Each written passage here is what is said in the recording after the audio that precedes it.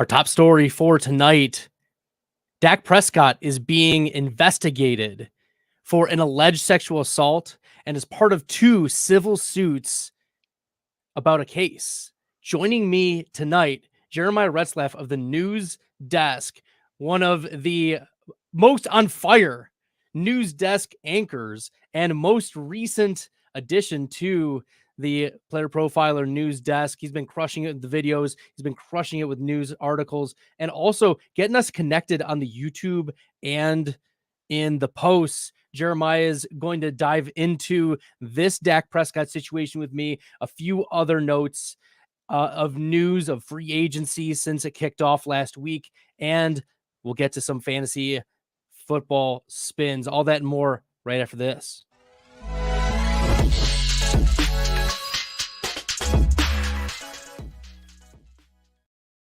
All right, Jeremiah, it's great having you on. I've wanted to have you on for some time now, and I think this is the perfect day to have you on. And we wanted to get Coach Retzlaff on here to be able to, let's go. We're so excited to have Jeremiah. He's been crushing it, not only in the Player Profiler streets, but also you do a little bit of crushing yourself in the best ball streets with Ed from Player Profiler.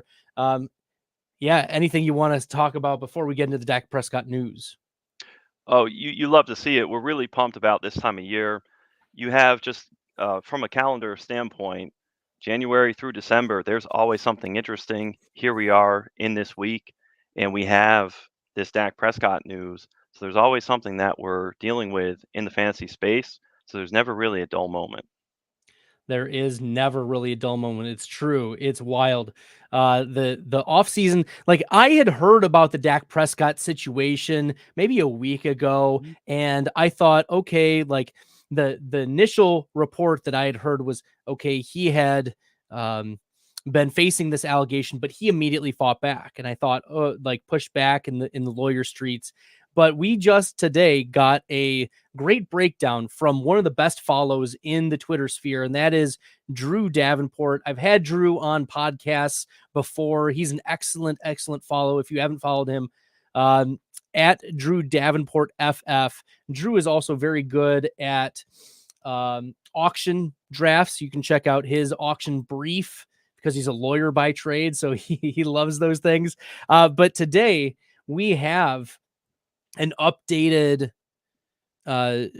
thread from Drew, and I want to go through that with you and get your takes on it too, Jeremiah, because some of the things are going to be some of these things are going to be actionable items, and maybe we can have some reactions to that as well. So I'm going to actually share the screen here because we're not going to speak out of two ways. We're pulling up the Twitter feed. We are pulling because this is big news with regard to Dak Prescott. So Drew Davenport, you can check it out. It just dropped at 4:47 this afternoon, and Dak Prescott, quarterback for the Dallas Cowboys, is being investigated for alleged sexual assault and is part of 2 civil suits. So we're going to go through this thread really quickly.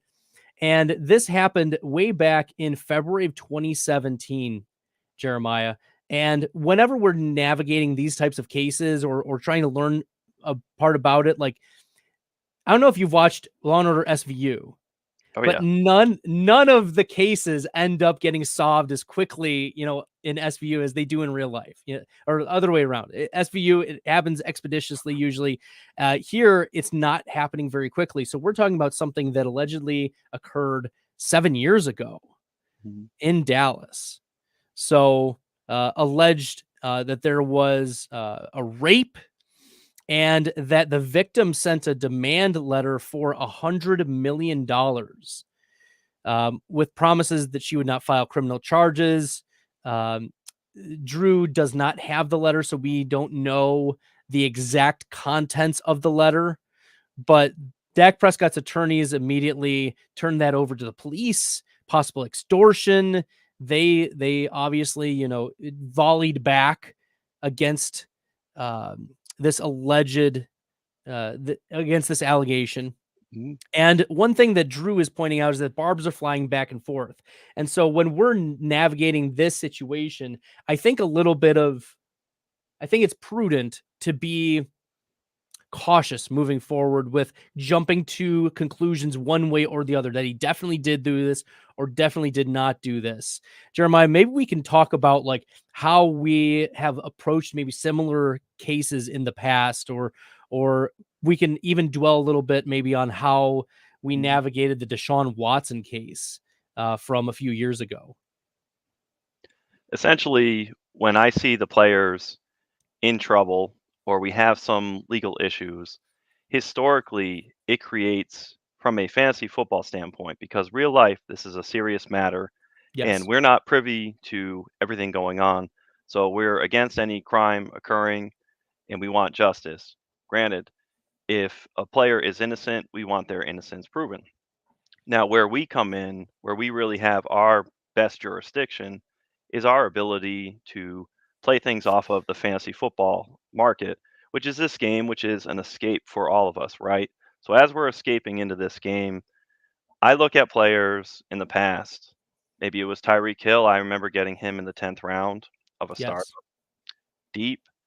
Deshaun Watson's price was depressed greatly. Now, look, last year at Alvin Kamara, there was hype about there being 6, 7 games. And what did it end up just being 2? Um, you have opportunities for dips.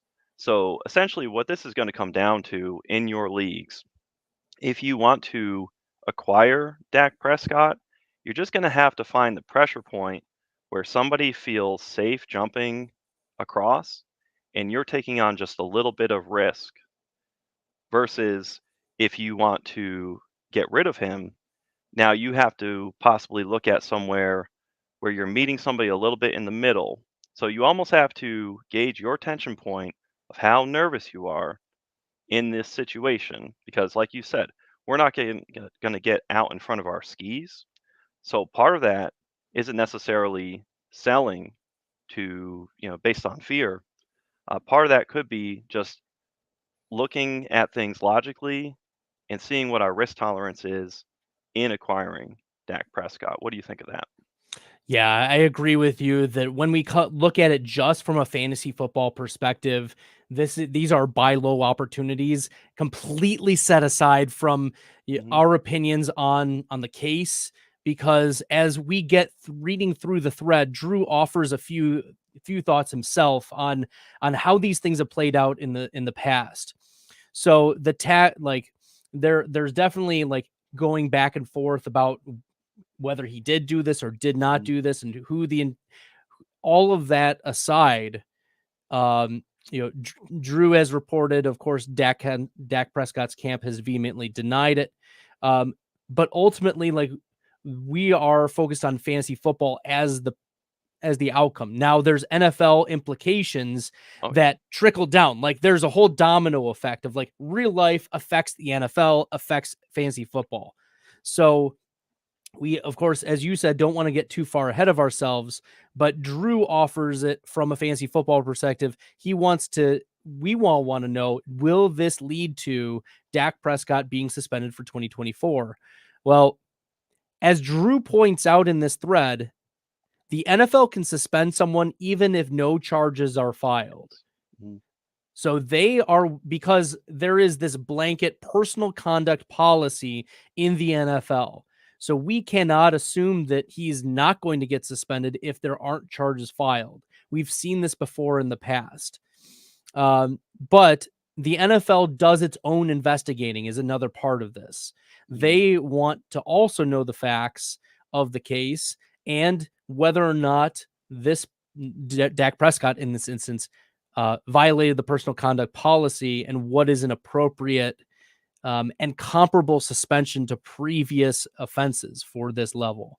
So Drew says numerous times throughout this thread, he expects that this will resolve itself prior to the season. So with news dropping today, we may want to wait, just a couple days for like it to sink into the whole fantasy football. If you're thinking from a fantasy football perspective, I want Dak Prescott on my team, and Dak Prescott has been a very good fantasy quarterback for us, especially in best ball. But if you Well, see discounts and he's mhm. going to play, like he may be a value that we want to target when it comes to the fantasy football perspective.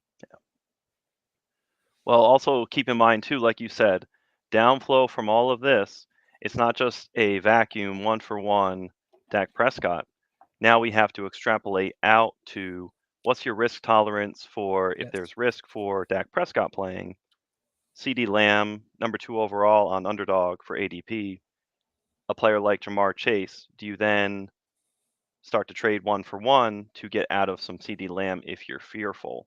Me Right. personally, I don't. But these are the fear points, the pain points that we talk about in sales that can create some liquidity in a market, speaking strictly fantasy football. Yes. So the criminal charges, according to Drew, are a huge X factor. And we are still waiting for more information. Mm. It seems like a lot of the quote unquote battle is happening in the media and not much in the courts quite yet. So according to Drew, one report said that they talked to sources familiar with the case who said the grand jury was likely, referral was likely. And Drew says that that is concerning for Prescott, but that victims have dozens of variables, and all of these variables are of like, we just don't know how much is revealed in the public, especially at this point. So we also don't know what the police are going to conclude in their investigation, nor what the NFL is going to conclude in their investigation of this.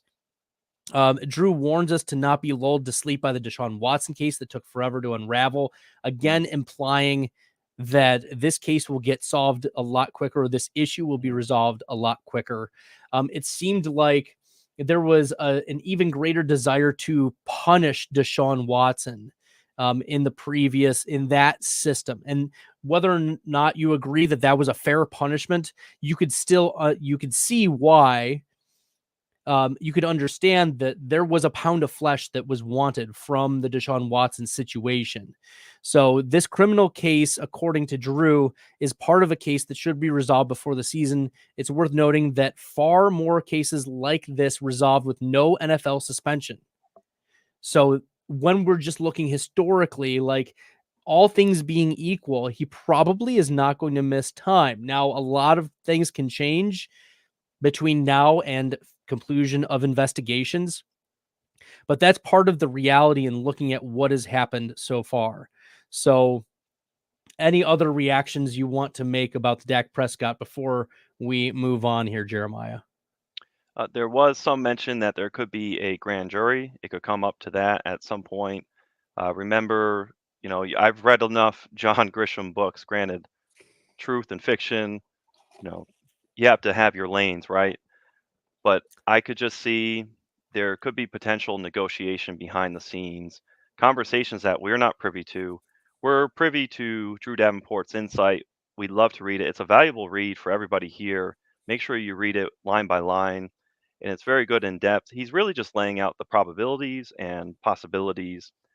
Drew did point out, pretty savvy, that just past cases, this doesn't indicate future results, but in past cases, more often than not, things have been settled in this manner, and there hasn't been near the amount of the enormity of these suspensions, granted, what plays out in the media. So a lot can kindle from this, and if you're searching Twitter, you can see a lot of fear element if you're a manager from the justice system. There's just a whole lot there that there will be more to be had to consume between now and the conclusion, which Drew Davenport, as you had said will conclude most likely prior to the season. All right. Well, Jeremiah, that's great insight. Appreciate you jumping in and talking with us and analyzing what Drew had to say. Make sure you guys are following Jeremiah on the X Machine at Coach Retzlaff1. Make sure you're following Drew at Drew Davenport FF, and myself, of course, Djibouti Puns, Bradley Stalder on the X Machine. Before we get into more news, let's hear from the Podfather about the Dynasty Deluxe. This episode is brought to you by Player Profiler, the Dynasty Deluxe package.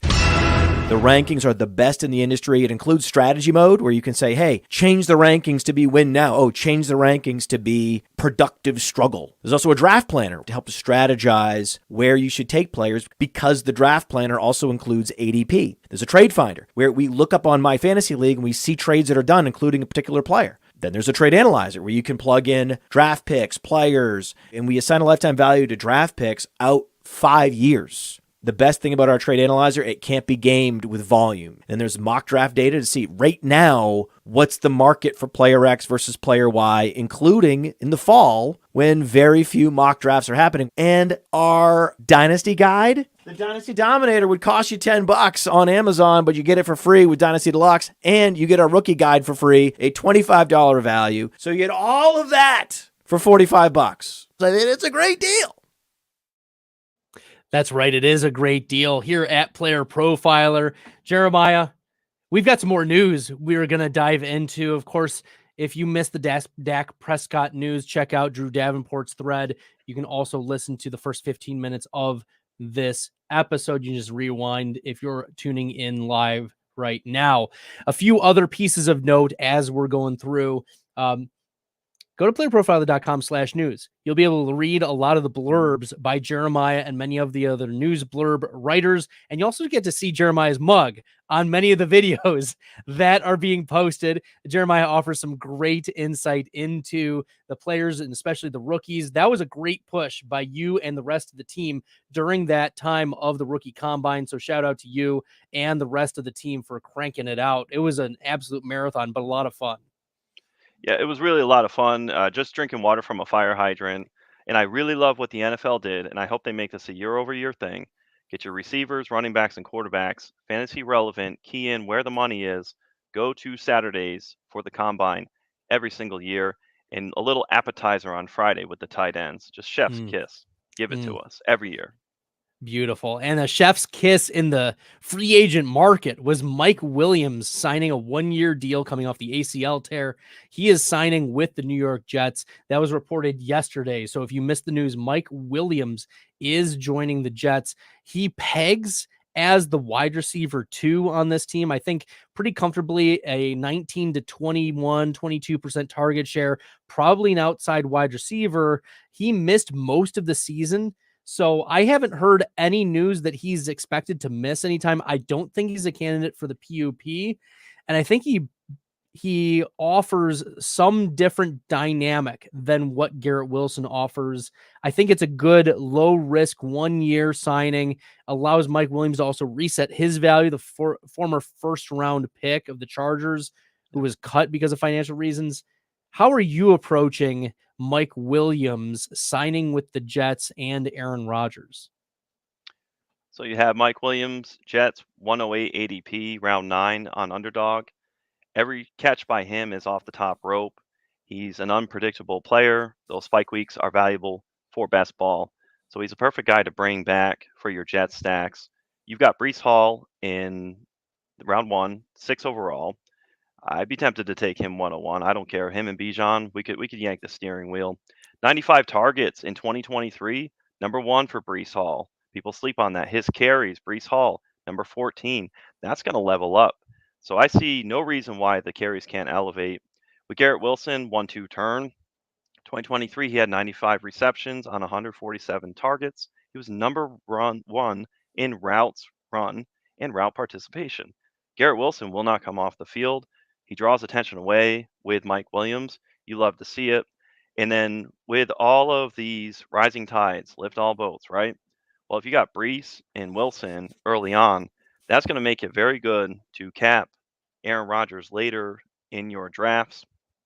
Take a look at our very own Dan Williamson. He called it overhyped sleeper.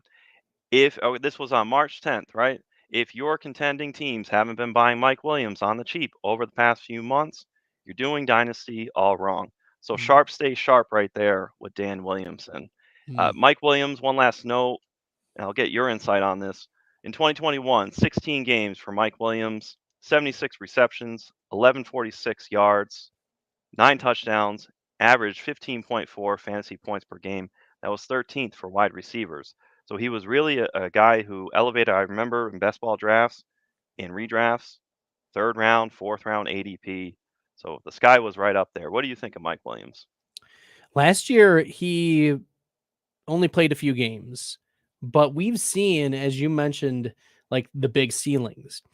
and he's one of those players that he's known as Big Mike Williams, BMW. He will get down the field. He can make the contested catches. His body is very large. His wingspan is there. Problem is, I don't know of a more fragile player on Player Profiler's fragility rating than Mike Williams. Billy Muzio, one of my friends in the industry, podcast partner for many years, said that Mike Williams is the only player in the NFL who can make a catch and land on both his butt and his face on the same play. And you're not wrong. And so when a big guy like that hits the ground hard, we never hear about Mike Williams taking off plays. He gets hurt because he plays well and plays hard, but his body's taken many, many beatings. And so my concern for Mike Williams is not, can he access ceilings, but how many games is he going to play? I think a fair over under. Okay, Jeremiah, here we go. We're going to play over under for Mike Williams. 12 and a half games. I'm going to go under. Under 12 and a half. Okay. I was thinking of actually making it 12. Would that change it? Well, when you said that number, I said 11 and a half. According to my 11 and a half. Yeah, according to my model. Your inner model, yes. So I think we're about the same. Like, he's going to play maybe 2/3 of the season, but in those 1/3 of the games, yes, he's already a 0. Now, before last season, like last year, Mike Williams was like a 9 or 10 best ball value rating. In previous seasons, he was like 4.5, 5. So in the small sample, he just had 1 or 2 big games. We know that plus the Jets have a good defense, so they're not going to get into tons of shootouts. And Garrett Wilson is the alpha. So I think the value still is good on Mike Williams, given where you're drafting him. But I also think you have to think about what type of build you have. Do you have a lot of floor players on your team? Maybe you can take a shot on Mike Williams. But if you have a lot of fragile assets, Mike Williams is not a target. I don't think should be a target in your fantasy football drafts or your best ball drafts until we get to August, September. Here's a player to companion, right? How would you feel about, you have Jacoby Myers in tow? Would you go for Mike Williams at that point? Yeah, I think that's a good player. I like that as a floor, like a Jacoby Myers floor play, can't really access many ceilings. He also has Devontae Adams. I like that call. A couple other players across positions like Demario Douglas, I think is going to be a nice little PPR value, but can't access ceilings. And if we're even looking across positions, Jalen Warren, like, won't access ceilings, but he'll have 8 to 10 points definitely every single time. So if you have a bunch of those like floor type players, sure, take a shot on a Mike Williams. But if you have a bunch of fragile assets, the probability that 2 of them break down are going to be pretty high. So you also have to keep in mind, how is your team built and the fragility of the team moving forward. Would you, and one last one, would you put Mike Williams and Curtis Samuel in the same bucket? I don't think Curtis Samuel is as fragile. I think Deebo Samuel is probably more fragile than Curtis Samuel. But I think that, yeah, Deebo is actually, I think, closer to Mike Williams. Yeah. Okay. So Mike Williams signs with the Jets. That was probably the biggest free agent news in the last couple days. We also did have a sneaky signing for the Cleveland Browns, and this was a player that I had been touting for the first week or so of free agency. I said, like, this guy is getting undrafted in a lot of leagues. Donta Foreman signs with the Cleveland Browns. This is a clear indication that the Browns do not have full confidence that Nick Chubb is going to be ready for week 1. I don't think that most people think he's going to be ready for week 1. My projection is he's going to end up on the PUP. Jeremiah, we have Jerome Ford, we have Donta Foreman. I also think the Browns are candidates to draft a early day 3 running back as well. How are you handling the Cleveland Browns backfield? I've been fully fading Nick Chubb. 7-8 turn in underdog drafts, 84 overall. No, thank you. Take a look at Pierre Strong Jr., 239 round ADP. in the 20th round, pour some out for the Pierre Strong Hive. That's over. Take Jerome Ford now. We get to Dante Foreman, 1 year, $2 million. He's free in the 20th round, 236 overall. There's an 8-round difference between he and Jerome Ford. Yes. There's a 12 to 13 round difference now between he and Nick Chubb. And you made the great point, salient point about Nick Chubb being out earlier in the season. We don't know if he'll be at full Chubb status.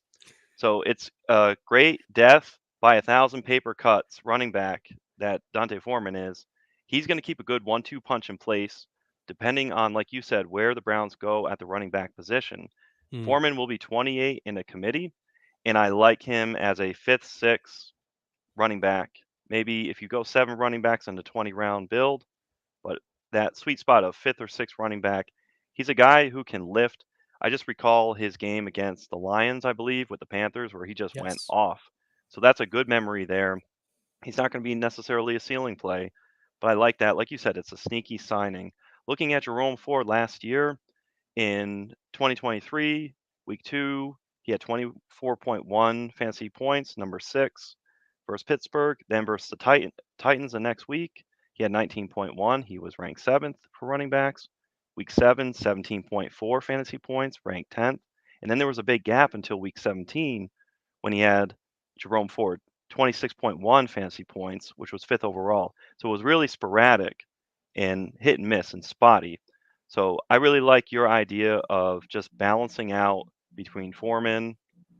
Maybe you take some stabs at Jerome Ford. I've been mostly off Jerome Ford. And like you say, we're going to be leery and savvy of watching out for draft day. Like you say, day 3. Yeah, early day 3, they're going to be looking for somebody, maybe a bell cow back, like capability, but I don't think that there's, a running back that the Browns are going to be targeting. They're just not built. The roster construction for the Browns does not suggest that that's something that they want to target as like a day 2 running back. But here's something interesting, Jeremiah, and then we'll move on to a couple other players. Donta Foreman last year, 7.63% rate of top 5 weeks. Compare that to Jerome Ford, 2.7. So nearly 3 times as many RB1 weeks.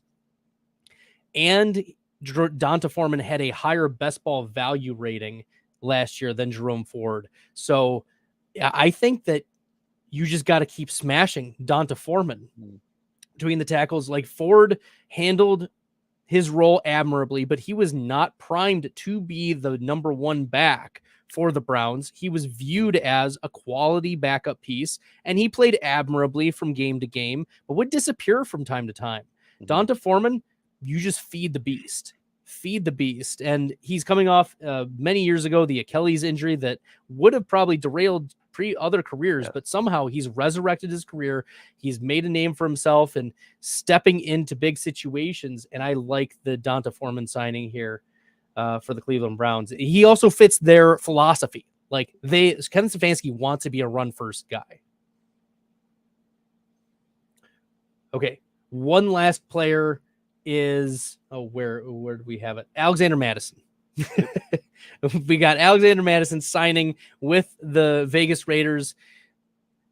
I don't think this moves me off of Zamir White, but how much does it move Zamir White, do you think?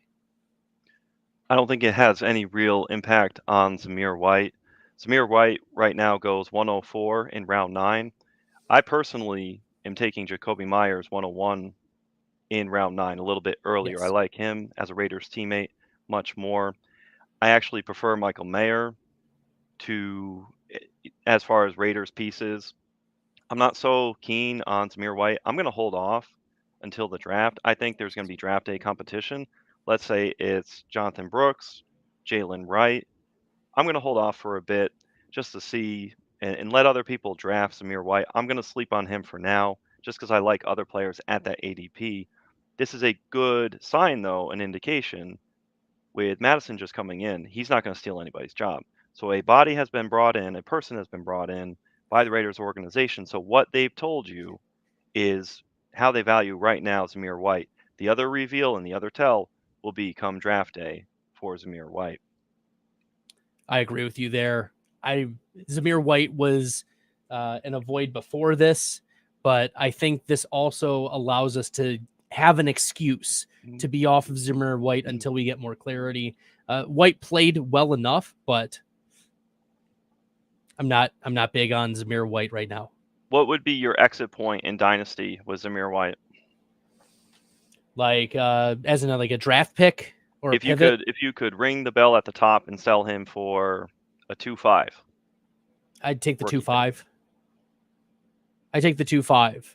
I've done a couple rookie mock drafts, and I prefer the running backs that are popping up at that spot. How much juice do you think you can squeeze if we get hot towards the draft and let it percolate? I mean, you could probably get, if he passes through the draft and does not get competition that we're thinking about, I think you could get a 201, 202. I think you could squeeze that far if he survives the draft. Yep.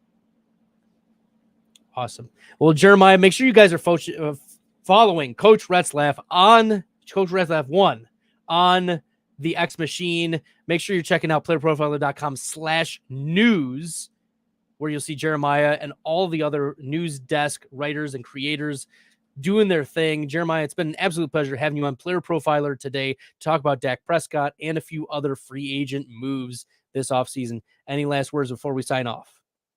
No, I'm just grateful for this whole community, and I love you all tuning in to what we have going on at Player Profiler. Just show us some love, and you'll see there's a lot of great writers, a lot of people who work hard, and I just have to tip my cap to you, Bradley. You've just been an excellent influence and force in this industry. So I appreciate you and the entire team. All right. On behalf of Jeremiah, I'm Bradley. And until next Thursday, good luck in the fantasy football streets, everybody. Hey, I want to thank you for being part of this broadcast. If you have any thoughts on it, leave a comment. If you enjoyed it, make sure you leave a like. And if you want to see more shows on the Player Profiler channel, subscribe to it. That's how we know you want more.